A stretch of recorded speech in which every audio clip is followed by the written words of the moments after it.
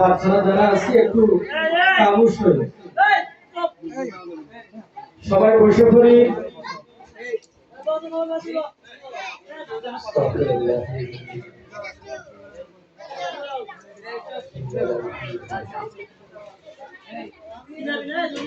আলহামদুলিল্লাহ আলহামদুলিল্লাহি রাব্বিল আলামিন والعاقبة للمتقين والصلاة والسلام على أشرف الأنبياء والمرسلين أرسله بالحق بشيرا ونذيرا وداعيا إلى الله بإذنه وسراجا منيرا. أما بعد فأعوذ بالله من الشيطان الرجيم. بسم الله الرحمن الرحيم. إن الذين آمنوا وعملوا الصالحات لهم جنات تجري من تحتها الأنهار ذلك الفوز الكبير. صدق الله مولانا العظيم. قال رسول الله صلى الله عليه وسلم أحرص دينك يهديك العمل القليل أو كما قال النبي عليه الصلاة والسلام. সবাই মহব্বতের সহিত জয়শরী করি। আমরা যারা মুরব্বী আছি আমরা একটু স্পষ্ট করে সামনের দিকে চলে আসি। اللهم صل على محمد وعلى آل محمد كما صليت على إبراهيم وعلى آل إبراهيم إنك حميد مجيد. اللهم بارك على محمد وعلى آل محمد كما باركت على إبراهيم وعلى آل إبراهيم إنك حميد مجيد. عاشق خدا ہے معشوق محمد کمال خدا ہے جمال محمد. رگ رگ محبت پرپور عربی کی جنت جہاں نبی بھائی سلام ہے. سبھی محبت لا الہ الا اللہ لا الہ الا اللہ لا الہ الا اللہ لا الہ إلا الله لا إله إلا illallah, la ilaha illallah, la ilaha illallah, Muhammadur Rasulullah sallallahu alaihi wasallam. Alhamdulillah, Allah subhanahu wa ta'ala laku syukriya, Allah subhanahu wa ta'ala আজকে শ্রমিক ভাইদের উদ্যোগে আজকের মাহফিলের সম্মানিত সভাপতি উপস্থিত ওলামায়ে কেরাম, আমার সামনে আমার বাবার বয়সী আমার খুশি কাছে ছোট ভাই ছোট বোন যুবক ভাইরা, আমার পর্দার আড়ালে পর্দানশী মা বোনেরা, আসসালামু আলাইকুম ওয়া রাহমাতুল্লাহি ওয়া বারাকাতুহু। আমরা যারা এখানে রয়েছি আমাদের যদি শ্রেষ্ঠ সমস্যাকে বাচ্চাদের আওয়াজটা দিয়ে একটু সবাই দিলে ভালো হয়। মাহফিলের সুন্দর হবে, কথা বলতে সুন্দর হবে, কথা আসলে মানুষ ছোট বাচ্চারা চিল্লাচিল্লি করলে সেটা কথা বলতে সমস্যা হয়ে যায়। দেখো এই পাগলা তোমরা কথা বলিও না, বাচ্চারা কেউ কথা বলিও না। আলহামদুলিল্লাহ, আল্লাহ তাআলার লাখো শুকরিয়া, আল্লাহ সুবহানাহু ওয়া তাআলা আমাদেরকে এক নূরানী মাহফিলে আসার বসার তৌফিক দিয়েছে। অত্র এলাকাতে আমাদের চেয়ে অনেক দামি মানুষ, সম্মানী মানুষ, টাকাওয়ালা, গাড়ি বাড়িওয়ালা, দামি মানুষ রয়েছে। আল্লাহ সুবহানাহু ওয়া তাআলা আমাদেরকে মহব্বত করে দয়া করে এই নূরানী জলসা মাহফিলে আমাদেরকে এসে যিনি কথাবার্তা শোনার তৌফিক দিয়েছেন, মহান রব্বুল আলামিনের দরবারে আমরা অন্তর থেকে জোরে আওয়াজে শুকরিয়া আদায় করি। সকলে মিলে আলহামদুলিল্লাহ। আল্লাহ পাক রব্বুল আলামিন বলেন, আমি যাকে মহব্বত করি, আমি যাকে ভালোবাসি, সেই ব্যক্তি আমার ইবাদত করার সুযোগ আমি আল্লাহ তাকেই দিই। আমরা এখানে উপস্থিত যারা হয়েছি, আমরা বুকে মাথায় হাত থেকে বলতে পারি আল্লাহ সুবহানাহু ওয়া তাআলা আমাদেরকে ভালোবাসে, আমাদেরকে মহব্বত করে।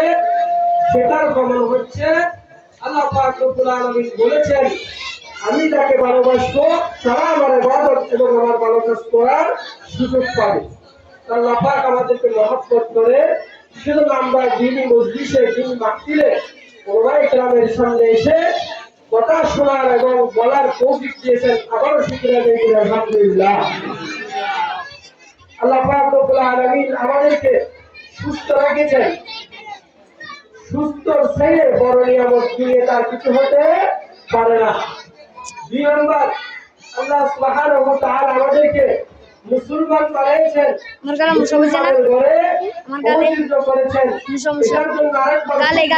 আলহামদুলিল্লাহ।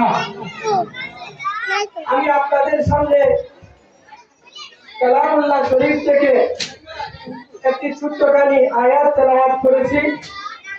অসংখ্য অগণিত হাদিস থেকে ছোট্ট একটি হাদিস তেলাওয়াত করেছি। আল্লাহ সুবহানাহু ওয়া তাআলার কাছে দোয়া করি আপনারা দোয়া করবেন।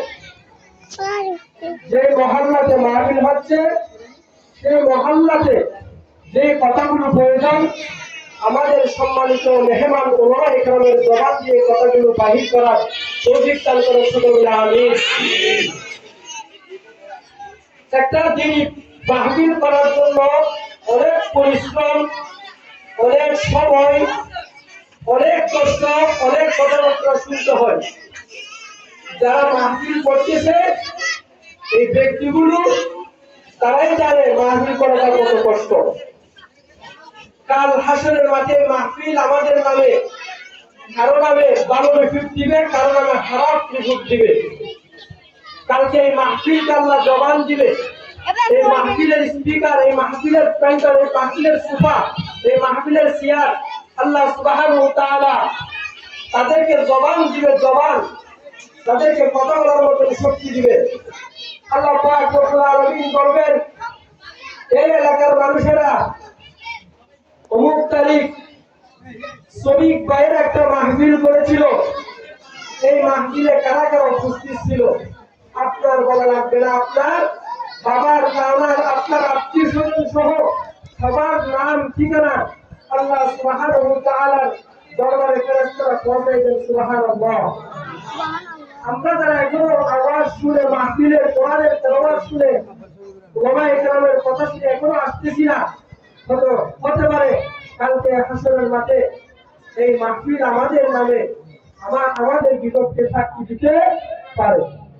কাল হাসরের মাঠে বলবেন, আল্লাহ অমুক মানুষেরা যিনি মাহফিলের সম্মানের রক্ষার্থায় তারা মাহফিলে এসে, মাহফিলে বসে ওলামায়ে কেরামের সামনে দাবি কথা শুনেছেন, তারা আমল করেছেন। আল্লাহ আমি প্যান্ডেল, আমি ব্যাগের ফল, আমি সুফা, আমি এসে সাক্ষী দিচ্ছি, আল্লাহ তাদেরকে জাহান্নামে দিবেন না, তাদেরকে জান্নাত দেন। সুবহানাল্লাহ। কালকে কাল হাসরের মাঠে প্যান্ডেল এই মাহফিলের আমাদের নামে সাক্ষী দিবে। সেজন্য যারা আসে নাই তাদের নাম এই প্যান্ডেল, এই স্টেজ, এই মাহফিলের ইন্তজাম যারা করেছেন, এই আয়োজনগুলো আমাদের বিপক্ষে সাক্ষী দিবে। আল্লাহ তারা কোরআনের কথা শোনার জন্য, তারা দ্বীনের কথা শোনার জন্য, ওলামায়ে কেরামের সামনে বসার জন্য তারা আসে নাই, তারা শুনছিল, চাইলে আসতে পারতো। আল্লাহ তাদেরকে জান্নাত দিন না, তাদেরকে জাহান্নামে দেন। নাউযু বিল্লাহি মিন যালিক। আল্লাহ তাআলার কাছে আমরা বেশি বেশি শুকরিয়া আদায় করব।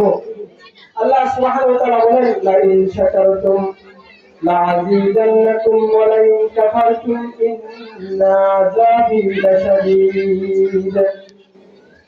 আল্লাহ পাক রব্বুল আলামিন বলেন, আমি তোমাদেরকে নিয়ামত দিয়েছি, যারা নিয়ামত পেয়ে নিয়ামতের শুকরিয়া আদায় করবে, আমি আল্লাহ তাদেরকে নিয়ামত বাড়াই দেব। সুবহানাল্লাহ। যারা আমার নিয়ামত পেয়ে নিয়ামতের শুকরিয়া আদায় করবে না, আমি আল্লাহ রাব্বুল আলামিন তাদের নিয়ামতগুলো ছিনিয়ে নিয়ে যাব, বলতে তাদেরকে কঠিন আযাব দিয়ে আমি শাস্তি দেব। নাউযুবিল্লাহ। আজকে আমাদের এলাকাতে যে মাহফিলটা হচ্ছে, এটা আমাদের জন্য বড় নিয়ামত। এই নিয়ামতের শুকরিয়া আদায় হবে যতক্ষণ পর্যন্ত আমি মাহফিলে উপস্থিত হব না, ততক্ষণ আমার মাহফিলের শুকরিয়া আদায় হবে না। আমি যদি মাহফিলের শুকরিয়া আদায় করতে চাই, আমার মাহফিলে এসে তিনি কথা শুনতে হবে, ওলামায়ে কেরামের সামনে বসতে হবে। যদি আমি বসতে পারি, এই মাহফিলের হক, এই মাহফিলের শুকরিয়া আদায় হবে। এই মাহফিলের শুকরিয়া যদি আমরা আদায় করতে পারি, হে আমার যুবক ভাইরা, হে আমার বৃদ্ধ বাবারা, শুকরিয়া যদি আদায় করতে পারেন, আল্লাহ পাক রব্বুল আলামিন আপনাকে নিয়ামত দিয়েছে, আরো নিয়ামত বাড়াই দিবেন, এবং তোমাকে আল্লাহ রাব্বুল আলামিন উত্তম বদলা দান করবে। এই নিয়ামতের শুকরিয়া আদায় করবে না, তোমাদেরকে আযাব দিবে এবং নিয়ামত গুলো নিয়ে যাবে। আল্লাহ সুবহানাহু ওয়া তাআলা আমাদেরকে এই মাহফিলের নিয়ামতের শুকরিয়া আদায় করার তৌফিক দান করেন। সকলে আমিন। আমি যে আয়াত তেলাওয়াত করেছি, আল্লাহ পাক রব্বুল আলামিন বলেন, ইন্নাল্লাযীনা আমানু ওয়া আমিলুস সালিহাত। আল্লাহ পাক রব্বুল আলামিন বলেন, তোমরা আমল সালেহ করো। এই আয়াতের সারমর্ম মানে হচ্ছে, যার ভিতরে ঈমান থাকবে, যার ভিতরে নেক আমল থাকবে, এই ব্যক্তিদেরকে আমার আল্লাহ রাব্বুল আলামিন জান্নাতে তাদেরকে প্রবেশ করার জন্য অনুরোধ দিয়েছেন। সুবহানাল্লাহ। আল্লাহ পাক রব্বুল আলামিন বলে আমাদেরকে অসংখ্য অগণিত আমলে সালেহ দিয়েছেন, ইবাদত করার জন্য নিয়ম দিয়েছেন। এখান থেকে যদি আমরা চিন্তা করে দেখি, এক নম্বর আমাদেরকে আল্লাহ পাক রব্বুল আলামিন ঈমানের কথা বলেছে। আমরা যদি ঈমান যদি আমাদের সহি সূত্র যদি না থাকে, তাহলে আমরা যদি দুনিয়াতে যত প্রকার নামাজ পড়ি, ইবাদত করি, তেলাওয়াত করি, হজ যাকাত দিই, আমরা মানুষের যত সেবা করি না কেন, আমার যদি ঈমান না থাকে তাহলে আমার এই আমলে চলে ইবাদত গুলো আল্লাহর কাছে কবুলিয়ত হবে না। তাহলে আমাদের সর্বপ্রথম কি ঠিক রাখতে হবে? আমাদের এক প্রথম নম্বর ঈমান ঠিক রাখা লাগবে। তাহলে আমাদের প্রথম নম্বর কি ঠিক রাখা লাগবে? ভাই আমরা একটু কথা বলবো আমার সাথে। কি ঠিক রাখা লাগবে? আমাদের সর্বপ্রথম ঈমানকে শক্ত রাখা লাগবে, ঈমানকে মজবুত করা লাগবে। এখন আমার কাছে ঈমান আছে কি নাই কিভাবে আমি বুঝতে পারবো? ঈমানদার কোনোদিন খারাপ কাজ করতে পারে না, ঈমানদার কোনোদিন গুনাহ কাজ করতে পারে না, ঈমানদার কোনোদিন মানুষকে কষ্ট দিতে পারে না, ঈমানদার কোনোদিন বেঈমানি হতে পারে না, ঈমানদার কোনোদিন চুরি করতে পারে না, ঈমানদার কোনোদিন সুদ খেতে পারে না, ঈমানদার কোনোদিন মানুষকে প্রচার করতে পারে না, ঈমানদার কোনোদিন মানুষের গীবত করতে পারে না, ঈমানদার কোনোদিন মানুষের হক নষ্ট করতে পারে না, ঈমানদার কোনোদিন সিনেমা দেখতে পায় না। ঈমানদার যদি হয় গুনাহ করতে গেলে ঈমানদারের অন্তরের মধ্যে ভয় লাগে, গুনাহর কাছে যায় না, গুনাহ করবে দূরের কথা, গুনাহর কথা শুনলে আল্লাহ তাআলা বলে সুবহানাল্লাহ। এটাই হচ্ছে ঈমানদারের আলামত এক নম্বরে। ঈমানদার যখন ঈমানদারের কলবের মধ্যে যখন ঈমান মজবুত থাকবে, ঈমান ওই ঈমানদার কোনদিন গুনাহ যদি দেখে গুনাহ থেকে 100 হাত দূরে থাকবে। তবে আমাদের কাছে ঈমান আছে কি নাই আমরা বুঝতে পারবো কিভাবে? নামাজে ইমাম সাহেব মুয়াজ্জিন সাহেব মসজিদে আযান দিয়েছেন, আল্লাহু আকবার আল্লাহু আকবার, এই বলে যখন আযান দিয়েছি ইমাম সাহেব, আমি শীত প্রচন্ড শীত, এমন শীত করতেছে, আমি বাহিরে যদি চলে যাই আমার আরো সুস্থ হয়ে যাব, আমি শীতের ভিতরে পড়ে যাব, এমন অবস্থায় আমি উঠে পড়তে পারতেছি, এমন পানি ঠান্ডা, এই যে পানি দিয়ে ঠান্ডা পানি আমি উঠে পড়লে আমার কষ্ট লাগবে, আমার মস্তিষ্কে শীতের ভিতরে কষ্ট লাগবে। ইমানদার কোনদিন আজ এত রকম যে রকম শীত পড়ুক না কেন, ইমানদার কোনদিন আযানের পরে বসে থাকতে পারে না। ইমানদার যখন মুয়াজ্জিন সাহেব আযান দিবে, ইমানদার কোনদিন পরে বসে থাকতে পারবে না, ইমানদার জুড়াইয়া মসজিদের দিকে চলে যাবে, তার নাম ইমানদার। তো ইমানদারের অর্থ হচ্ছে ইমানদার কোনদিন বেনামাজি থাকতে পারে না, ইমানদার কোনদিন গুনার কাজ করতে পারে না, তাকে কি বলে ইমানদার বলে। বলে আমাদের কাছে যদি ঈমান থাকে, আমাদের কাছে যদি ঈমান মজবুত থাকে, আমাদের নামাজ পড়তে ভালো লাগবে, আমাদের রোজা রাখতে ভালো লাগবে, আমাদের হজ করতে ভালো লাগবে, আমাদের কোরআন তেলাওয়াত করতে ভালো লাগবে, আমাদের জিকির আজকার করতে ভালো লাগবে, আমাদেরকে মানুষকে সেবা করার জন্য ভালো লাগবে। যত প্রকার ভালো কাজ রয়েছে, ভালো কাজ করার জন্য আমাদের ভালো লাগবে। যতক্ষণ পর্যন্ত আমার ভালো লাগবে না, যতক্ষণ পর্যন্ত আমার ভালো লাগবে না, মনে করতে হবে আমার ঈমানের কমজোরি রয়েছে। আমার যদি ঈমানের যদি কমজোরি হয়, আমার যদি ঈমান যদি দুর্বল রয়েছে, তো আমি কোনোদিন ইবাদত করে আল্লাহর কাছে কবুলিয়ত হতে পারবো না। সেজন্য আল্লাহ পাক রব্বুল আলামিন বলেন, ও ঈমানদাররা, আমি তোমাদের ঈমানকে মজবুত করো, তোমাদের ঈমানকে নবায়ন করো, তোমাদের ঈমানকে মজবুত করো। ঈমানকে মজবুত করার জন্য আপনি যদি বারবার যদি ঈমান মজবুত করতে পারবেন না, দোকানে যদি যান ঈমান মজবুত করতে পারবেন না, আপনি যদি বাজারে যান ঈমান মজবুত করতে পারবেন না, আপনার ঈমান মজবুত করার জন্য সপ্তাহে রব্বানি ওলামায়ে কেরামের কাছে যেতে হবে। আজকে এই দিনই মাহফিলে বসতে হবে, মসজিদ মাদ্রাসায় যে যোগাযোগ রাখতে হবে, ওলামায়ে কেরামের সাথে সম্পর্ক রাখতে হবে, ওলামায়ে কেরাম থেকে শিখতে হবে। যদি আমার ঈমানকে মজবুত করতে পারেছি, তাহলে আমি দুনিয়ার মধ্যে যত প্রকার ভালো কাজ রয়েছে আমার জন্য ভালো কাজ করার জন্য সহজ হয়ে যাবে। এখন আমরা যখন নামাজ পড়তে যাই, দিন মাহফিলে বসতে যাই, আমাদের অনেক কষ্ট হয়ে যায়, আসতে মন চাই না, আমাদের যেতে মন চাই না, যদি আমরা মাহফিলে যেতে চাই, মাহফিলে পালা পড়ে যাই, আমরা যখন মসজিদে যাই, মসজিদে পালা পড়ে যাই, যেতে মন চায় না, মনে ভালো লাগে না, আমরা দোকানের দিকে চলে যাই, বাজারের দিকে চলে যাই, আড্ডা বনের মধ্যে চলে যাই। কেন? আমার ইমান মজবুত নাই। আমার ইমান যদি মজবুত থাকে, আমি কোনোদিন বাজারের নামাজের সময় বাজারের দিকে যাবো না, কোরআন তেলাওয়াতের সময় ঘরে বসে থাকবো না, মাহফিলের সময় আমি দোকানে গাড়ি আড্ডা দেবো না, আমি ওর সাথে সময় কাটাবো না। এটা এক নম্বরে আমাদের ইমানকে মজবুত করা লাগবে। ইমান মজবুত করার কারিগর হচ্ছে এক নম্বরে উলামায়ে কেরাম। দিন প্রতিষ্ঠানে যেতে হবে, এরকম দিন মাহফিলে এসে বসতে হবে, উলামায়ে কেরামের কথাগুলো শুনতে হবে। যদি আপনি শুনে যদি আমল করতে পারেন, তাহলে আপনার ইমান মজবুত হবে। আপনার আমল সলে করার জন্য, ভালো কাজ করার জন্য আপনার ভালো লাগতে পারে। সেজন্য মুহতারাম দোস্ত বুজুর্গ, আপনাদেরকে আমি অনুরোধ করবো, যদি আপনাদের ইমান যদি মজবুত করতে পারেন, তাহলে আপনার দুনিয়াতে যত প্রকার আল্লাহর হুকুম রাসূলের তরিকাতে যত আমল রয়েছে, সেগুলো করার জন্য আপনার অনেক বেশি ভালো লাগবে। সুবহানাল্লাহ। আল্লাহ সুবহানাহু ওয়া তাআলা আমাদেরকে ইমানকে মজবুত করে নেক আমল কামাই করার জন্য তৌফিক দান করুন। সুবহানাল্লাহ। আমিন। তাহলে আমরা যদি ইমানকে মজবুত করতে পারি, আমল সলে করলাম, ইমানকে মজবুত করলাম, হুজুর লাভ কি হবে আমাদের? আল্লাহ পাক রব্বুল আলামিন বলেন, লাহুম জান্নাতুন তাজরি মিন তাহতিহাল আনহার। আল্লাহ পাক রব্বুল আলামিন বলেন, ও আমার বান্দারা, তোমরা যদি ইমানকে মজবুত করে ইমান মজবুত করে যদি তোমরা যদি নেক আমল করতে পারো, আমি তোমাদের জন্য সুন্দর একটা জান্নাত বানিয়ে রাখছি।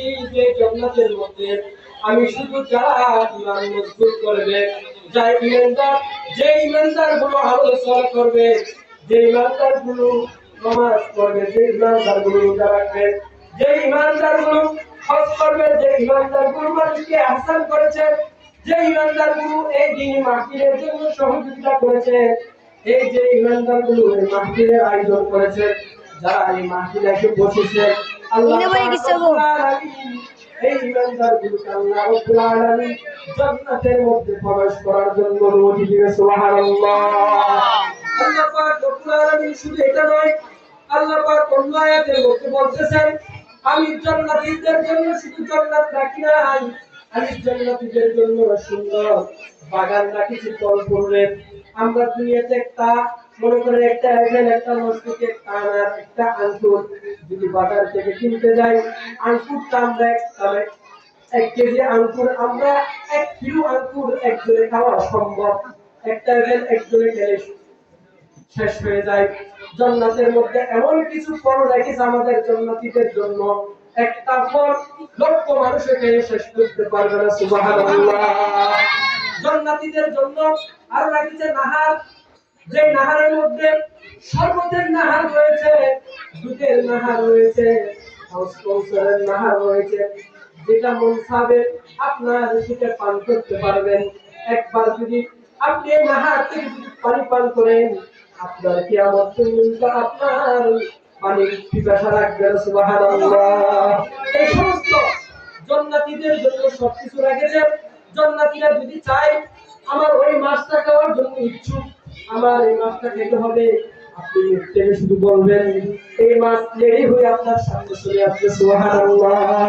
জান্নাতীদের জন্য শুধু এটা নয়, জান্নাতীদের জন্য আল্লাহ পাক এমন হুর লাগবে, এমন হুর, আর যে হুরগুলো যদি দুনিয়ার মধ্যে যদি একবার যদি দেখে, আসমানের থেকে যদি দুনিয়ার থেকে যদি একটু করে দেখে, আসমান জলে ছাই ছাই হয়ে যাবে। সুবহানাল্লাহ।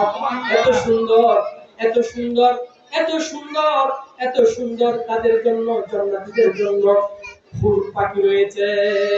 অর্থাৎ আমরা দুনিয়াতে একটা সুন্দর মহিলা দেখলে কত যে পুরুষ ওনার পিছনে দৌড়াদৌড়ি করি, কত টাকা খরচ করি, জান্নাতীদের জন্য আমার আল্লাহ রাব্বুল আলামিন কোটি দুনিয়ার সুন্দরের চেয়ে, কোটি কোটি সুন্দর দুনিয়ার মহিলাদের চেয়েও আরো দামি মহিলা, দামি হুর আমাদের জন্য তৈরি করে রাখেছে। সুবহানাল্লাহ। তাহলে আমরা যদি দুনিয়ার মধ্যে যদি সামান্য সময় যদি আমরা যদি কষ্ট করতে পারি, আমরা যদি সামান্য সময় যদি আমার সময়কে যদি দান করাইতে পারি, আমি যদি আমলে চলে করে যদি আমার জিন্দেগিকে যদি দামি বাড়াইতে পারি, আমার ফ্যামিলিদেরকে যদি দামি করতে পারি, আমার পরিবারদেরকে যদি দামি করতে পারি, আমার ছেলে মেয়েদেরকে যদি দামি বাড়াইতে পারি, আমার আত্মীয় স্বজনকে যদি দামি বাড়াইতে পারি, দুনিয়ার দামি নয় আখিরাতের দামি বাড়াইতে হবে। আখিরাতের দামি যদি বাড়াইতে পারেন, আপনিও কামিয়াব, আপনার পরিবারও কামিয়াব। আল্লাহ পাক রব্বুল আলামিন বলেন, কু আনফুসাকুম ওয়াহলিকুম নারা। আপনারও বাঁচতে হবে, আপনার পরিবার পরিজন আপনার আহালদেরকে বাঁচাইতে হবে। আপনি একা একা মাহফিলে চলে আসলেন, আপনার ছেলে কোন দিকে গেছে, আপনার বিবি কি করতেছে, আপনার মেয়ে কি করতেছে, আপনি খবর রাখেন নাই। বলি ইসরায়েলের মধ্যে একজন বুজুর্গা ছিল, যে বুজুর্গা এমন কোন দিন নাই, এমন কোন সময় নাই, এমন কোন রাত নাই, এমন কোন নিঃশ্বাস নাই, জীবনে কোনোদিন কোনো খারাপ কাজ করে নাই। সবসময় শুধু আল্লাহর ইবাদত করতেন, আল্লাহর জিকির করতেন, তেলাওয়াত করতেন, নামাজ পড়তেন, জিকির আজকার করতেন, কিন্তু তিনি কাউকে কোনো সময় দাওয়াত দেয় নাই। একদিন জিবরাইল আলাইহিস সালাতু ওয়াস সালামকে আল্লাহ বলেন, ও জিবরাইল, যাও বনি ইসরাইলের মধ্যে, বনি ইসরাইলের দুষ্টকে, বনি ইসরাইলের সমাজকে তুমি আযাব দিয়ে ইস্তেনাবুদ করিয়ে দেন। জিবরাইল আলাইহিস সালাতু ওয়াস সালাম যেই দেখতেছেন এখানে সফর করে, এখানে পরিদর্শন করে দেখতেছেন একজন মানুষ ইবাদত করতেছে, জিকির করতেছে, কোরআন তেলাওয়াত করতেছে, নামাজ পড়তেছে, আল্লাহকে এসে বলতেছেন, ইয়া আল্লাহ, আপনার একজন গোলাম বসে বসে কাঁদতেছে, জিকির করতেছে, তেলাওয়াত করতেছে। আল্লাহ পাক রব্বুল আলামিন রাগ করে ধমক দিয়ে বলতেছেন, সর্বপ্রথম ওই আলেমকে আগে আযাব দিয়ে ইস্তেনাবুদ করে দেন। নাউযুবিল্লাহি মিন যালিক। কেন বলছেন এই কথাটা? কেন বলছেন এই কথাটা? বলা হয়েছে যে তুমি ইবাদত করতেছো, আল্লাহ পাক বলতেছেন, বাল্লিগু আন্নী ওয়ালাউ আয়া। আপনি যদি আজকের মাহফিল থেকে যদি একটা শব্দ শিখেছেন, এই শব্দ মানুষের বারে বারে দাঁড়ে দাঁড়ে চলে গেছে, সবাইকে যে বলতে হবে। যদি না বলেন আপনি গুনাহগার হবেন। ওই এলোমেলো উসিলায় আপনি যদি বলেন, আল্লাহ তাআলা আপনার জীবনের গুনাহ মাফ করতে পারে। আল্লাহ পাক রব্বুল আলামিন এই একটা শব্দ শিখানোর উসিলায় আল্লাহ পাক আপনাকে জান্নাত দিতে পারে। আপনি শিখছেন, আপনি আমল করেছেন, কেউকে বলেন নাই, সেই কারণে আল্লাহ পাক প্রতিবার আপনাকে জাহান্নামে দিতে পারে। ও মুসলমান ভাইরা আমার, দুষ্ট হাবা, আপনারা যারা আমল করবেন, শিখবেন, শুনবেন, আপনারা মেহেরবানি করে মানুষকে শিখাইতে হবে, মানুষের বারে বারে বলতে হবে, আপনার মেয়েকে পর্দার কথা বলতে হবে, আপনার ছেলেকে নামাজের কথা বলতে হবে, আপনার বিবিকে পর্দার কথা বলতে হবে, আপনার পরিবার পরিজনদেরকে আমলের কথা বলতে হবে। যদি আপনি যে আপনার পরিজনদেরকে যদি আমলের কথা না বলেন, আপনি যদি নামাজের কথা না বলেন, বারো কাজের কথা যদি না বলেন, ওই বনি ইসরায়েলের যে একজন আল্লাহ ওয়ালাকে আগে আযাব দিয়ে ইস্তেনাবুদ করেছেন, আপনাকে হতে পারে মানুষকে না বলার কারণে, আপনার ফ্যামিলিকে সংশোধন না করার কারণে আল্লাহ পাক রব্বুল আলামিন আপনাকে আযাব দিতে পারে। আজকে আমাদের সমাজে দেখা যায়, ঘরের মধ্যে শান্তি নেই, ছেলে বাবাকে মারে না, বিবি স্বামীকে মারে না, ছেলে বাবাকে মারে না, মা ছেলেকে মারে না, বিবি জামাইকে মারে না। এই অবস্থা কেন? আজকে আমরা দিনের আমাদের ফ্যামিলির মধ্যে দিন নাই, আমাদের ফ্যামিলির মধ্যে তাকওয়া নাই, আমাদের ফ্যামিলির মধ্যে আল্লাহর হুকুম রাসূলের তরিকা নাই। সেই কারণে আজকে আমরা যত নামাজ পড়ি না কেন, যত ইবাদত করি না কেন, আজকে আমাদের সমাজের মধ্যে ইমান ছাড়া মানুষ, আমাদের সমাজে আল্লাহকে মানে না, আল্লাহর কথাকে দাম দেয় না, আল্লাহর কথাকে শুনতে চায় না। আল্লাহ পাক রব্বুল আলামিন যদি কিছু সংখ্যক মানুষ যদি দিন থাকলো, তাদের কথাগুলো মানুষকে বলে না, তাদের কথাগুলো মানুষকে দিয়ে ধারে ধারে বলে না, নিজের ফ্যামিলিতে বলে না। বাবা নামাজ করে, মেয়ে বেপরদা চলাফেরা করে, বাবা হাদিসা, ছেলে খারাপ কাজ করে, নামাজ পড়ে না, গুনাহগারের মধ্যে খারাপ কাজ করে ঘুরে বেড়ায়, সেই বাবা ডাক দেয় না, বাবা নামাজে হাদিসা। সে কারণে আজকে আমাদের সমাজ, আমাদের ফ্যামিলির মধ্যে আল্লাহ তাআলা অশান্তি সৃষ্টি করে দিয়েছেন। ছেলে বাবাকে মানে না, বাবা ছেলেকে মানে না, মা ছেলেকে মানে না, মা মেয়েকে মানে না, মারামারি হানাহানি সবকিছু আমাদের ফ্যামিলির মধ্যে।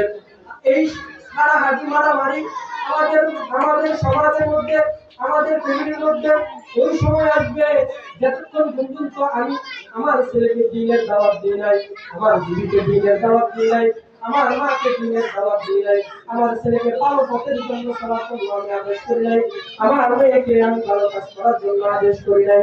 আমি যদি আদেশ করতে পারি, আমি যদি আদেশ করি, আমার কাজ খাওয়া দাওয়াত দেওয়া, আমি যদি দাওয়াত দিতে পারি, আমি বলতে পারি, হয়তো একদিন না একদিন আমার এই বলা যদি আল্লাহ কবুল করে, আমার ছেলে হেদায়েত হতে পারে, আমার মেয়ে হেদায়েত হতে পারে, আমার দিদিও হেদায়েত হতে পারে, আমার এলাকার মানুষ হেদায়েত হতে পারে। সেজন্য আমরা বেশি বেশি মানুষকে কি দেবো? নামাজের জন্য দাওয়াত দেবো, ভালো কাজ করার জন্য দাওয়াত দেবো। যারা খারাপ কাজ করে, যারা খারাপ কাজ করে তাদেরকে বাধা দেবো। আমার সাধ্য অনুযায়ী, আমার ক্ষমতা অনুযায়ী তাদেরকে আমি বাধা দেবো। যদি আমি বাধা দিতে না পারি তাদেরকে ঘৃণা করবো। আমি যদি তাদেরকে বাধা দিতে না পারি তাদেরকে বড় বড় ঘৃণা করবো। তাদের কথা আমরা গ্রহণ করবো না, তাদের জন্য আমরা হেদায়েতের দোয়া করবো। আল্লাহ পাক রব্বুল আলামিন যে কথাগুলো বলছি আমাদের সকলকে আমল করার তৌফিক দান করুন। যে হাদিসটা বলেছিলাম আমি, আহলিস দিন একটি আমল করুন, অল্প আমলেই নাজাতের জন্য যথেষ্ট। আমল বেশি করা লাগবে না, আমরা ঈমানকে মজবুত করে অল্প আমল করব, যে আমল আল্লাহ তাআলা আমাদেরকে জান্নাত পর্যন্ত নিয়ে যাবে। সেই আমল আমাদেরকে আল্লাহ পাক করার মতো তৌফিক দান করুন। যারা মাহফিল করেছেন, যারা আয়োজন করেছেন, যারা সহযোগিতা করেছেন, যারা শুনতেছেন, যারা উপস্থিত হয়েছেন, আল্লাহ সুবহানাহু ওয়া তাআলা সকলকে শোনা এবং বলাকে কবুল আর মঞ্জুর করুন। আমিন। যারা পরিশ্রম করে কষ্ট করে মাহফিল করেছেন, আমাদের প্রত্যেককে কবুল আর মঞ্জুর করুন। যারা উপস্থিত হয়েছে, আল্লাহ পাক রব্বুল আলামিন প্রত্যেকের মা বাবা দাদা দাদি আত্মীয় স্বজন ভাই বোনকে এলাকাবাসী প্রতিবেশী যারা মা বাবা হারিয়েছে, আত্মীয় স্বজন হারিয়েছে, আল্লাহ পাক রব্বুল আলামিন সকলকে জান্নাতের উচ্চ দান করুন। সুবহানাল্লাহ আমিন। ওয়া আখিরু দাওয়ানা আলহামদুলিল্লাহি রাব্বিল আলামিন। আসসালামু আলাইকুম ওয়া রাহমাতুল্লাহি ওয়া বারাকাতুহু।